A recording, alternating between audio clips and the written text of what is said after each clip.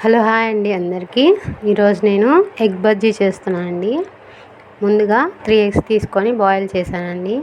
Boil చేసి తొక్కులు చేశానండి.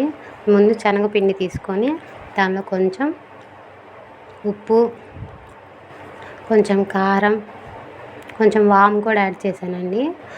Water కలిపి పిండిలా కలుపుకోవాలండి.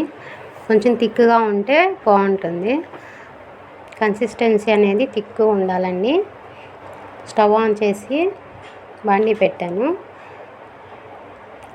ఆయిల్ హీట్ అయిన తర్వాత మనం ఉడికించిన ఎగ్స్ ఉన్నాయి కదండి, ఈ శనగపిండిలో మొత్తం ముంచి చూపించిన విధంగా బాండీలో వేసుకోవాలండి. బాండీలో వేసుకున్న తర్వాత గోల్డెన్ బ్రౌన్ కలర్ వచ్చేంత వరకు ఫ్రై చేసుకోవాలండి. ఫ్రై చేసుకొని ప్లేట్లో తీసుకొని కొంచెం 2 ముక్కలుగా కట్ చేసుకోవాలండి.